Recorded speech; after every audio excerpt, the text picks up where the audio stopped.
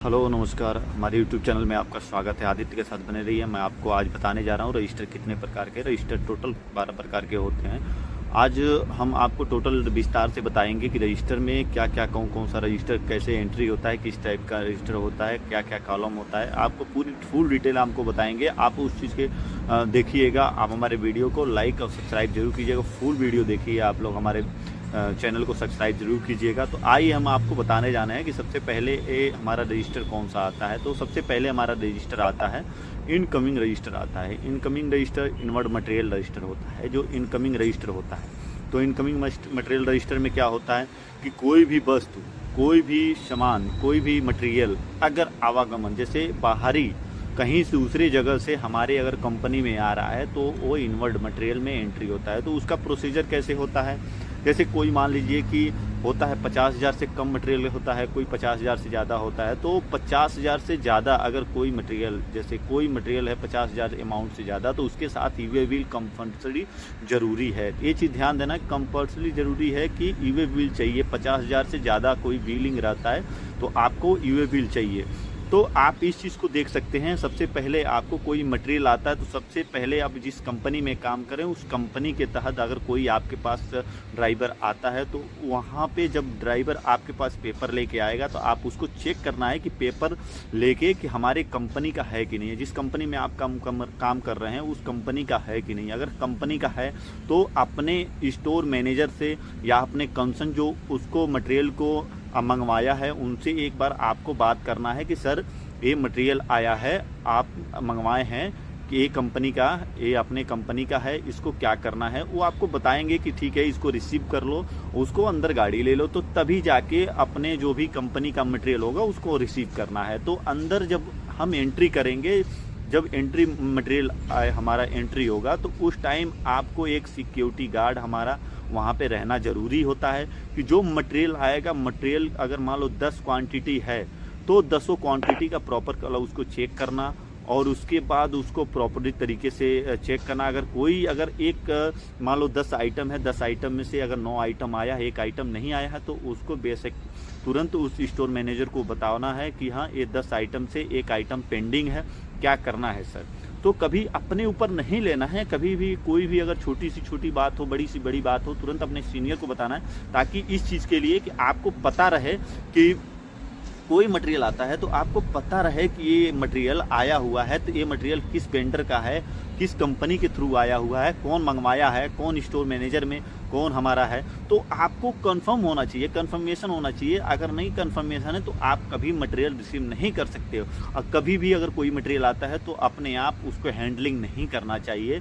कभी अगर material handling अपने आप करते हो तो कंसर्न अगर कभी किसी खुदा ना खास्ता अगर कभी कोई अगर बात हो जाता है तो उस समय आपके ऊपर सीधे आ जाएगा कि यहाँ पे ये सिक्योरिटी था, ये सिक्योरिटी एजेंसी थी, इसके तहत ये काम हुआ था, ये गार्ड था। ब्लेम लग जाता है। अगर सामान कुछ कम बेसी आता है तब भी ब्लेम लग जाता है।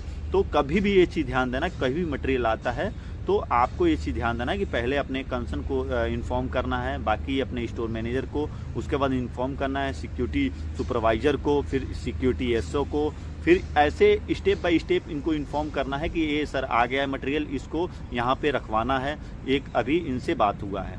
ठीक है, तो वो आप ये मटेरियल के बारे में आप जान चुके कि मटेरियल किस तरह रिसीव करना है, कैसे आता है, क्या क्या पेपर। तो पेपर हमें देखना कैसे, पेपर में जैसे आता है ऊपर आता है नेम ऑफ वेंडर, वेंडर का नाम आता है, नीचे पार्टी मतलब जो पार्टी का नाम उसका आता है, जहाँ जो शिपिंग करेगा उसका नाम आता है, उसका नाम दे देगा। देने के बाद से वो बगल में इनवाइस देता है, इनवाइस देता है। फिर इनवाइस देने के बाद से आपको पता होना चाहिए कि हाँ इनवाइस है, इनवाइस डेट है, किस डेट में आया है। तो बिल्कुल, और जो भी अगर इस वीडियो को देख रहे हैं तो प्रॉपर्ली तरीके से देखिएगा। कॉन्फिडेंस बता रहा हूँ कि आप जब भी बिल आप एंट्री करते हो तो बिल में अपना जो है कंपनी का नाम बिल्कुल आप ध्यान दो इस चीज़ के लिए। तो मटेरियल कैसे एंट्री होता है, किस तरीके से, और जब भी मटेरियल आप एंट्री करते हो तो कंफर्म करो कि ये मटेरियल इसको रिसीव करना है कि नहीं करना है, ये चीज़ ध्यान देना है। तो आपका ये हो गया मटेरियल इनकमिंग मटेरियल रजिस्टर जो होता है मटेरियल रजिस्टर में कौन कौन सा कॉलम होता है, आपको बेसिक इस चीज़ के पता हो गया।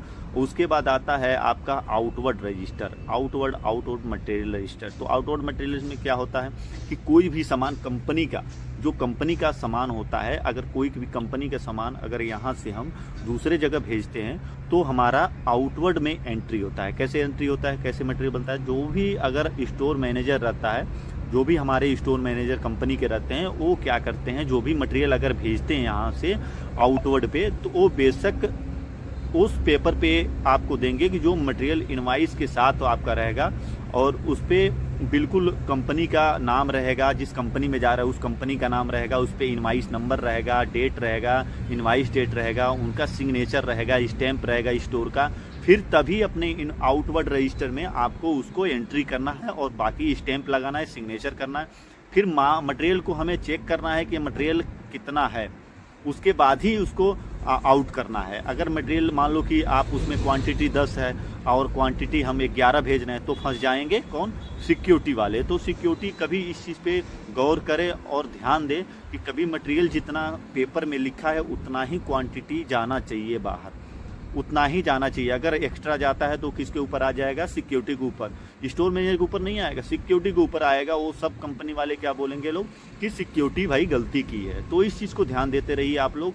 आप लोगों को बता दिया मैं, इनवर्ड और आउटवर्ड दोनों बता दिया, दोनों आप लोग ध्यान से देखिएगा। अब आता है दूसरा नंबर आरजीपी एनआरजीपी। आरजीपी क्या होता है कि हमारा आरजीपी होता है, एनआरजीपी नॉन रिटर्नेबल होता है, आरजीपी होता है रिटर्नेबल गेट पास होता है। तो दोनों कैसे होता है, अभी इसका भी एक प्रक्रिया होता है कि जो हम अच्छे तरीके से देखते हैं। तो आप इस चीज़ को देखें, हम आगे वीडियो में आपको बताएंगे एनआरजीपी आरजीपी क्या होता है। तब तक बने रहिए, नमस्कार।